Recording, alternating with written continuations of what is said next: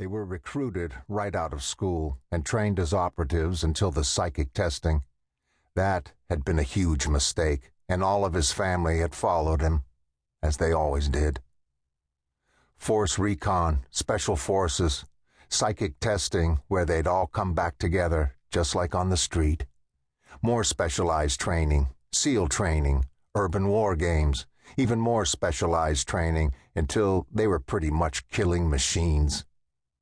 They'd stuck together and knew each other's every move. They trusted one another and no one else, not in the business they were in. Well, with the exception of the new kid. But that was a whole other story.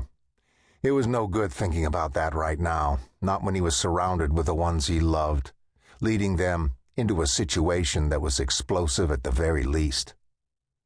Mack signaled for the others to pull down their night goggles, making it easy to see in the blackness of the night. He and Kane didn't need them. They could both see in the dark as easily as during the day. A result of the experiments they'd lent themselves to. Stupid, but they'd done it for the good of the country and their need for a home. Yeah, he knew the psychological bullshit everyone spouted. It was probably all true, too. But he didn't much care. It was also one hell of an adrenaline rush. Still, he waited, hesitating before signaling his team forward. His men were coiled and ready. He had a bad feeling, deep in his gut, and he never discounted his instincts. Something wasn't quite right, but he couldn't put his finger on it. "What is it, Top?" Kane questioned, using the telepathic communication they'd perfected as children, and which the military had enhanced when they volunteered for the psychic GhostWalker program.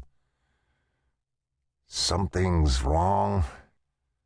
Not wrong, maybe. Just not right. How the hell could he explain that strange kick in his belly? "I feel it too, but I'm not sure what's out of sync here." There was another long moment of silence. "Abort?" Kane asked. Mack took a breath, let it out. "No, but let's all be very cautious." Of the 8 of them, only the new kid, the sergeant major, had insisted they add to their team, couldn't communicate telepathically. Telepathy had been the common denominator that had drawn them together on the streets. They were all different, and they'd all recognized the psychic gift in one another. Mack had been the acknowledged leader, and Kane had always had his back. He glanced at the man and saw he was doing what Kane did best, searching the huge warehouse with his strange eyes. He could, if he wanted, see right through the wood and metal to the heat inside, a gift from Whitney and his experiments. Unfortunately, if he used that special gift, he paid for it with blindness for several minutes after, rendering it an extremely dangerous talent to use in the field. There were several new abilities in all of them. Animal DNA, a new genetic code.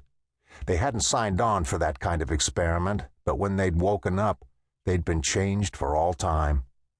Kane kept from trying to look through the walls and used his enhanced sight to detect movement only. Mack signaled his men forward.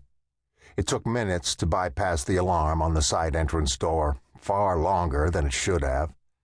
The alarm was too complicated for a wharf warehouse. Who put together a sophisticated triple alarm system so complex it took Javier, his best tech, precious time to unravel it? "We've got ourselves a pro system here, boss," Javier said. "One I've never seen before. Whoever put this mother together knew what they were doing."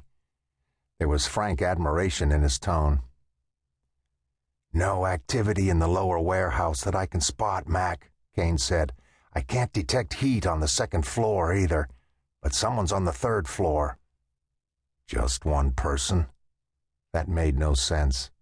Just one. Mack moved first, his brain more reluctant than his body. He rolled inside the door of the first floor under a tripwire and crawled military fashion beneath the maze of track beams. The entire room was empty, deserted, with the exception of scattered building materials here and there. The sophisticated alarm system seemed ridiculous. Something was nagging at the back of his mind, refusing to leave him alone. Where are the sentries, Kane?